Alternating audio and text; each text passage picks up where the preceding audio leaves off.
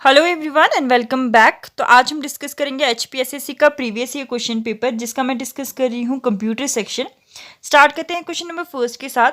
पहला क्वेश्चन है यहाँ पर, which of the following is not an application software.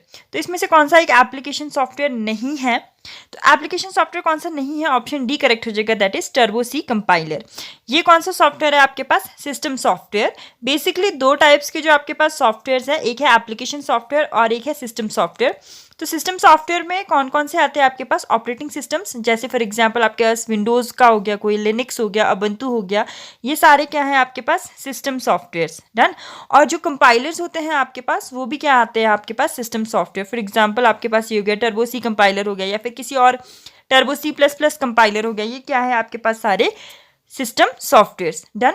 Then आते हैं आपके पास एप्लीकेशन सॉफ्टवेयर्स। एप्लीकेशन सॉफ्टवेयर्स वो सॉफ्टवेयर्स होते हैं जो पर्टिकुलर एक एप्लीकेशन होता है ना, जो एक पर्टिकुलर काम करता है कोई, उसको हम कहते हैं application software. For example MS word हो गया, एमएस एक्सेल हो गया, या फिर पेंट हो गया आपके पास, या फिर आपके पास पीडीएफ रीडर हो गया, ठीक है, अडोबी पीडीएफ रीडर हो गया। कोई भी ऐसा एप्लीकेशन जिस पे आप पर्टिकुलर कोई काम करते हो, उसको हम क्या कहते हैं, एप्लीकेशन सॉफ्टवेयर कहते हैं। डन।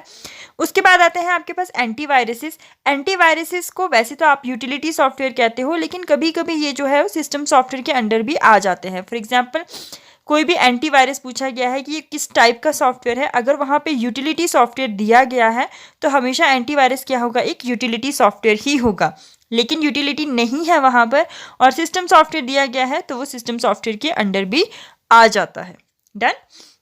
नेक्स्ट है आपके पास यहाँ पे machine language also refer as, machine language को हम क्या कह सकते हैं, और तो मशीन कोड भी कहते हैं हम और ऑब्जेक्ट कोड भी कहते हैं। तो ऑप्शन सी करेक्ट हो जाएगा, that is both A and B. Next question है यहाँ पर, which of the following is are language processors. तो लैंग्वेज प्रोसेसर्स बेसिकली होते क्या है, जो किसी भी लैंग्वेज को कन्वर्ट करके किस में कन्वर्ट कर देते हैं, मशीन लैंग्वेज में कन्वर्ट करते हैं। ठीक है, कोई भी लैंग्वेज है उसको कन्वर्ट करते हैं किस में, मशीन लैंग्वेज में, तो उसको हम बोलते हैं लैंग्वेज प्रोसेसर्स, जो प्रोसेस करते हैं बेसिकली लैंग्वेज को। तो असेंबलर भी है, असेंबली बेसिकली असेंबली लैंग्वेजेस को प्रोसेस करने के लिए यूज़ होता है, और बाकी जो लैंग्वेजेस है उनके लिए क्या यूज़ होता है आपके पास, कंपाइलर एंड इंटरप्रेटर बोथ। तो ऑप्शन डी करेक्ट हो जाएगा, ऑल ऑफ दिस। ये सारे क्या है आपके पास, लैंग्वेज प्रोसेसर्स। डन। कंपाइलर और इंटरप्रेटर में डिफरेंस क्या होता है कि कंपाइलर जो होता है वो लैंग्वेज को पूरा उठा लेता है एक साथ में, एक बार में, ठीक है, और जो इंटरप्रेटर होता है वो प्रोसेस करने के लिए लाइन बाय लाइन डेटा को उठाता है। सिर्फ यही डिफरेंस है। नेक्स्ट है आपके पास यहाँ पे, which of the following is not a part of operating systems. तो इसमें से कौन सा एक ऑपरेटिंग सिस्टम का पार्ट नहीं है। कर्नल भी होता है, डिवाइस ड्राइवर भी होता है, और यूजर इंटरफेस भी होता है। तो इसका ऑप्शन डी करेक्ट हो जाएगा, that is none of these. Part नहीं है तो ये तो सारे पार्ट्स हैं, तो ऑप्शन डी करेक्ट हो जाएगा इसका। प्रीवियस ईयर क्वेश्चन पेपर में एक क्वेश्चन पूछा गया था कि which of the following is known as the heart of operating system. तो किसको ऑपरेटिंग सिस्टम का हार्ट कहा जाता है, तो वो कहा जाता है कर्नल को। ठीक है, कंप्यूटर का हार्ट जो है वो सीपीयू को कहा जाता है, और ऑपरेटिंग सिस्टम का हार्ट किसको कहा जाता है, कर्नल को। ये याद रखना है आपको। नेक्स्ट है आपके पास, to boot the system the computer must have an. अगर आपको क्या करना है, सिस्टम को बूट करना है, तो कंप्यूटर में किसका होना ज़रूरी है, तो यह है जी ऑपरेटिंग सिस्टम का। ऑप्शन सी करेक्ट हो जाएगा। विदाउट ऑपरेटिंग सिस्टम जो है वो कंप्यूटर बूट नहीं हो सकता है। बूटिंग दो टाइप के होते हैं आपके पास, एक होता है वार्म बूटिंग और सेकंड होता है आपके पास कोल्ड बूटिंग। कोल्ड बूटिंग मतलब आपका जो सिस्टम है वो फ्रेश स्टार्ट हो रहा है अभी, मतलब आपका सिस्टम पहले से ऑन नहीं था, पावर ऑफ था उसमें, और उसको आप क्या कर रहे हो, स्टार्ट कर रहे हो, तो वो क्या है आपका कोल्ड बूटिंग। वार्म बूटिंग में क्या होता है, वार्म बूटिंग में होता है आपके पास जब आप सिस्टम को क्या करते हो, रीस्टार्ट करते हो, मतलब वो पहले से ही ऑन था और फिर से आपने उसको स्टार्ट किया, तो उसको हम कहते हैं वार्म बूटिंग। डन। नेक्स्ट है आपके पास, which of the following is an external DOS command. तो आपके पास जो डॉस कमांड्स होते हैं वो बेसिकली दो टाइप के होते हैं। एक होता है आपके पास इंटरनल डॉस कमांड और एक होता है external DOS command. Internal basically होते कौन से हैं आपके पास एक फाइल होती है command.com। command.com के अंदर जितनी भी कमांड्स आते हैं आपके पास वो आपके इंटरनल कमांड्स हैं, और उसके अलावा किसी और फाइल को जब हमें इंस्टॉल करके किसी कमांड को चलाना पड़ता है तो वो हमारे क्या हो जाते हैं, एक्सटर्नल कमांड्स। डन। अब यहाँ पे आपको कुछ कमांड्स पता होनी चाहिए कि कौन से इंटरनल है और कौन से एक्सटर्नल है। तो मैं यहाँ पे कुछ लिस्ट बता रही हूँ इंटरनल कमांड्स की। तो इंटरनल कमांड्स कौन कौन से आपके पास, CLS क्लियर स्क्रीन, ठीक है, स्क्रीन को क्लियर करने के लिए यूज होता है, किसी फाइल को डिलीट करने के लिए। DEL यूज होता है, टाइप हो गया आपके पास, ये भी इंटरनल कमांड है आपके पास। उसके बाद हो गया डेट हो गया, टाइम हो गया आपके पास, यहाँ पे dir हो गया आपके पास, डिस्क कॉपी हो गया आपके पास, rd हो गया, दैट इज रिमूव डायरेक्टरी, किसी भी डायरेक्टरी को रिमूव करना है तो rd यूज होता है आपके पास। उसके बाद रीनेम करने के लिए ren यूज हो गया, चेक करने के लिए chdir हो गया, चेक डायरेक्टरी, एग्जिट करने के लिए exit एग्जिट हो गया, कॉपी करने के लिए कॉपी हो गया, वॉल्यूम को चेक करने के लिए वॉल्यूम हो गया। तो ये सारे क्या हैं आपके पास, कुछ इंटरनल कमांड्स हैं, ठीक है, ये इंपॉर्टेंट है, ये याद रखना है आपको। उसके अलावा कुछ एक्सटर्नल कमांड्स जो क्वेश्चन पेपर में पूछे गए हैं आपके पास, दैट इज मूव हो गया आपके पास। अगर आपको क्या करना है, किसी भी फाइल को मूव करना है एक लोकेशन से दूसरी लोकेशन पे, तो ये जो मूव है आपके पास ये एक्सटर्नल कमांड है। प्रिंट हो गया आपके पास, फाइल को प्रिंट करने के लिए, फॉर्मेट हो गया आपके पास, और चेक डिस्क हो गया, CHKDSK, ठीक है। चेक डिस्क जो है आपके पास वो एक्सटर्नल कमांड है, और चेक डायरेक्टरी CHDIR ये आपके पास इंटरनल कमांड है। इन दोनों में कंफ्यूज मत हो जाना, ठीक है। अब यहाँ पे क्वेश्चन देखो, क्वेश्चन में पूछा गया था कि which of the following is an external DOS command. तो अभी हमने पढ़ा कि जो आपका फॉर्मेट होता है, फॉर्मेट बेसिकली क्या है, एक एक्सटर्नल डॉस कमांड है, ठीक है। तो एक्सटर्नल डॉस कमांड में हमने मूव पढ़ा, प्रिंट पढ़ा, फॉर्मेट है एक, और आपके पास चेक डिस्क है। ये इंपॉर्टेंट कमांड्स हैं जो आपको याद रखनी है, एक्सटर्नल। बाकी इंटरनल हमने बहुत सारी पढ़ी हैं जो याद रहती हैं, ठीक है। नहीं याद रहती हैं तो ये चार आप एक्सटर्नल वाली याद कर लो, कौन कौन सी, move, print, format and check disk. Mostly options में ये होते हैं आपके पास। नेक्स्ट है आपके पास, in MS Windows help menu is available at which button. MS window में हेल्प मेन्यू कहाँ पे अवेलेबल होता है यूजुअली, तो ये होता है आपके पास स्टार्ट बटन पे, तो 78 का हो जाएगा आपका B। नेक्स्ट है आपके पास, a collection of inter related files in a computer is a. तो इंटर रिलेटेड फाइल्स को हम कंप्यूटर में क्या कहते हैं, collection of inter related files को हम कंप्यूटर में कहते हैं डेटाबेस। तो ऑप्शन डी करेक्ट हो जाएगा इसका। नेक्स्ट क्वेश्चन है यहाँ पे, which of the following shortcut की इन MS Windows is used for paste. तो पेस्ट के लिए आपने अभी तक पढ़ा होगा Ctrl+V, Ctrl+V भी आपके पास पेस्ट के लिए यूज होता है, प्लस Shift+Enter भी आपके पास किस लिए यूज होता है, पेस्ट के लिए यूज होता है। तो दोनों ही आपके पास पेस्ट के लिए यूज होता है। कॉपी के लिए हम यहाँ पे यूज करते हैं Ctrl+C, डेटा को कट करने के लिए यूज करते हैं Ctrl+X, और Shift+End से क्या होता है, जिस भी पोजीशन पे आप हो वहां से लेकर एंड तक जो आपका डेटा है वो क्या हो जाता है, जो आपकी लाइंस हैं वो क्या हो जाते हैं, हाईलाइट हो जाते हैं, ठीक है। इसके अलावा जो इंपॉर्टेंट शॉर्टकट कीज हैं आपके पास, दैट इज Ctrl+Z अंडू के लिए हो गया, Ctrl+Y रीडू के लिए यूज होता है आपके पास। और कुछ इंपॉर्टेंट जो F8 की से पूछे जाते हैं क्वेश्चंस, वो ये है कि F8 की को कितनी बार प्रेस करने से क्या सिलेक्ट होता है। तो F8 की को अगर आप 2 टाइम्स प्रेस कर रहे हो तो एक वर्ड सिलेक्ट होगा, 3 टाइम्स प्रेस करोगे तो एक सेंटेंस सिलेक्ट होगा, 4 टाइम्स प्रेस करोगे एक पैराग्राफ सिलेक्ट होता है, और 5 टाइम्स प्रेस करोगे तो क्या होता है, डॉक्यूमेंट, जो पूरा डॉक्यूमेंट होता है वो सिलेक्ट हो जाता है, ठीक है। तो F8 इंपॉर्टेंट है, बहुत सारे क्वेश्चन पेपर्स में पूछा गया है कि F8 की को 2 टाइम्स सेलेक्ट करते हो तो क्या आप 2 टाइम्स प्रेस करते हो तो क्या सिलेक्ट होता है, 3 टाइम्स प्रेस करते हो तो क्या सिलेक्ट होता है। देन नेक्स्ट है आपके पास, which of the following option in MS Word will be use to change the word from dear to dare. अगर आपको क्या करना है, MS वर्ड में जो आपके वर्ड है डियर, उसको डेयर में चेंज करना है, तो आप क्या करोगे, पहले उसको फाइंड करोगे और रिप्लेस कर दोगे, तो ऑप्शन C करेक्ट हो जाएगा, that is find and replace. Done.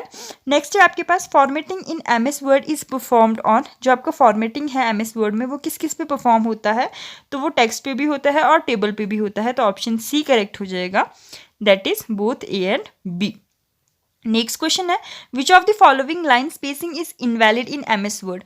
तो MS वर्ड में आपके पास जो लाइन स्पेसिंग अवेलेबल होती है वो होती है सिंगल, डबल के ऊपर जितने भी आते हैं वो आते हैं मल्टीपल में, ठीक है। तो ट्रिपल नहीं होता है यहाँ पर, तो ट्रिपल आपके पास क्या है, एक इनवैलिड स्पेसिंग है MS वर्ड में। नेक्स्ट है आपके पास, forms that are use to organise business data into rows and columns in MS Excel are called. तो MS एक्सेल में जो फॉर्म्स होते हैं जो आपके पास बिजनेस डेटा को रोज एंड कॉलम्स में ऑर्गेनाइज करते हैं उसको हम क्या कहते हैं, स्प्रेडशीट। तो ऑप्शन D करेक्ट हो जाएगा। एक्सेल में जो स्प्रेडशीट्स होते हैं, बाय डिफॉल्ट स्प्रेडशीट्स होते हैं, वो कितने होते हैं, 3। जब भी आप कोई एक्सेल फाइल क्रिएट करते हो तो उसमें बाय डिफॉल्ट कितने टैब्स आते हैं, कितनी शीट्स आती हैं, 3 शीट्स आती हैं। कलेक्शन ऑफ स्प्रेडशीट्स को हम क्या कहते हैं, उसको हम कहते हैं वर्कबुक, ठीक है। नेक्स्ट है आपके पास यहाँ पे विच elements of a worksheet can be protected from accidental modification in MS Excel। तो MS Excel में किस एलिमेंट को हम एक्सीडेंटली मॉडिफिकेशन से प्रोटेक्ट कर सकते हैं? तो कंटेंट को भी कर सकते हैं, ऑब्जेक्ट्स को भी कर सकते हैं और सिनेरियोज को भी कर सकते हैं। तो ऑप्शन डी करेक्ट हो जाएगा इसका, that is all of these. Done. Next question है यहाँ पे, in which tab you will find autosum button in MS Excel। तो MS Excel में आपको ऑटो सम बटन कहाँ मिलता है? फॉर्मूला टैब पे। तो इसका ऑप्शन डी करेक्ट हो जाएगा। द नेक्स्ट क्वेश्चन है यहाँ पर आपके पास, that is by which command you can attach another package file in Excel. तो आप किस कमांड से एक्सेल में किसी और फाइल को ऐड कर सकते हो? तो ऑप्शन ए करेक्ट हो जाएगा, दैट इज हाइपरलिंक। हाइपरलिंक का शॉर्टकट क्या होता है? Ctrl+K। नेक्स्ट क्वेश्चन है यहाँ पे, which of the following is an active cell in Excel. तो एक्सेल में जो एक्टिव सेल होता है वो कौन सा सेल होता है? जिस करंट सेल पर आप हो। तो ऑप्शन ए करेक्ट हो जाएगा, that is current cell. Next है आपके पास यहाँ पे, the basic unit of worksheet into which you enter data in Excel is called. तो जो आपके पास बेसिक यूनिट ऑफ वर्कशीट होता है जिसमें आप डेटा एंटर करते हो, उसको हम क्या कहते हैं? उसको हम कहते हैं सेल। ऑप्शन बी करेक्ट हो जाएगा। अब यहाँ पे एक क्वेश्चन और पूछा जाता है कि सेल में जो अलाइनमेंट है वो कैसी होती है। फॉर एग्जांपल, अगर आप यहाँ पे टेक्स्ट लगा रहे हो तो टेक्स्ट की अलाइनमेंट क्या होती है, और अगर आप नंबर एंटर कर रहे हो तो नंबर की अलाइनमेंट क्या होती है, ये भी पूछा जाता है। तो टेक्स्ट की अलाइनमेंट हमेशा क्या होती है? लेफ्ट, वो यहीं से स्टार्ट होता है। फॉर एग्जाम्पल, मैंने यहाँ लिखा आर, तो वो जो भी आप टेक्स्ट लिखते हो वो हमेशा लेफ्ट से स्टार्ट होता है। तो जो टेक्स्ट की अलाइनमेंट है आपके पास वो हमेशा क्या होगी? लेफ्ट। और जो नंबर है वो हमेशा क्या आता है? राइट पर आता है। तो नंबर की अलाइनमेंट क्या होती है? हमेशा राइट होती है। अलाइनमेंट्स पूछे जाते हैं। नेक्स्ट है आपके पास यहाँ पर, a constant is another name for which type of data in Excel. तो आपके पास जो है वो कांस्टेंट डेटा एक्सेल में क्या होता है? नंबर। ऑप्शन ए करेक्ट हो जाएगा। नेक्स्ट क्वेश्चन है यहाँ पर, in Excel which is a pre recorded formula that provides a shortcut for complex calculation. तो एक्सेल में आपके पास कौन सा एक प्री रिकॉर्डेड फॉर्मूला है जो प्रोवाइड करता है शॉर्टकट कॉम्प्लेक्स कैलकुलेशन के लिए? तो इसका ऑप्शन सी करेक्ट हो जाएगा, that is function. Done. Excel में एक और चीज होती है आपके पास, दैट इज मैक्रो। मैक्रो क्या होता है? आपके पास एक्शन या फिर सेट ऑफ एक्शंस जिसको आप जितनी बार चाहो उतनी बार क्या कर सकते हो? दोबारा प्ले कर सकते हो। ठीक है। और मैक्रोस के लिए जो लैंग्वेज यूज होती है दैट इज VBA। डन।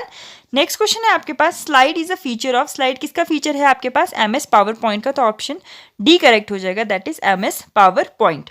अब यहाँ से आपके पास एक क्वेश्चन और पूछा जाता है कि जो MS वर्ड होते हैं उसके बाय डिफॉल्ट एक्सटेंशन क्या होते हैं। तो MS वर्ड का जो बाय डिफॉल्ट एक्सटेंशन होता है सारी फाइल्स के लिए दैट इज .docx। एक्सेल के लिए डिफॉल्ट आपके पास एक्सटेंशन होता है दैट इज .xlsx। ठीक है।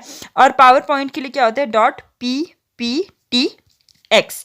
एक्सेस की अगर हम बात करें तो MS एक्सेस में अगर आप 2007 से पहले बात करो, देखो MS एक्सेस एक डेटाबेस है बेसिकली।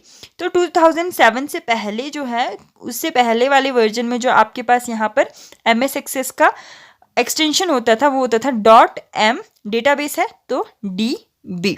डन। और 2007 के बाद पोस्ट यहाँ पे यूज होता है .accessDB DB। डन। नेक्स्ट है आपके पास यहाँ पे, which command shortcut key is use to quit PowerPoint. अगर आपको पावर पॉइंट को क्विट करना है तो कौन सा शॉर्टकट की यूज होता है यहाँ पर?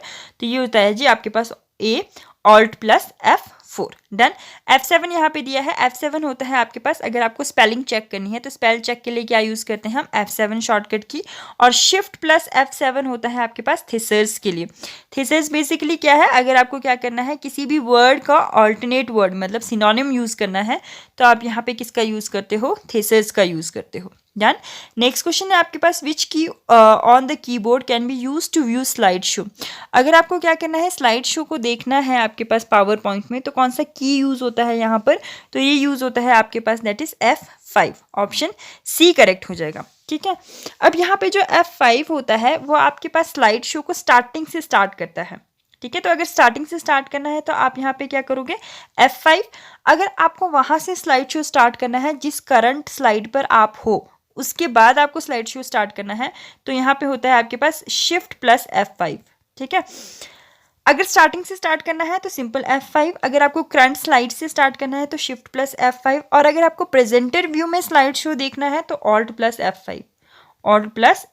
F5 अगर आपको कहाँ देखना है, प्रेजेंटर व्यू में देखना है, ठीक है। तो ये तीनों ही इंपॉर्टेंट शॉर्टकट कीज हैं आपके पास, किसमें, पावर पॉइंट में। Done, that's all for today's video. मिलते हैं नेक्स्ट वीडियो में with more questions. If you like the video, don't forget to like, share and subscribe the channel. Thank you for watching the video.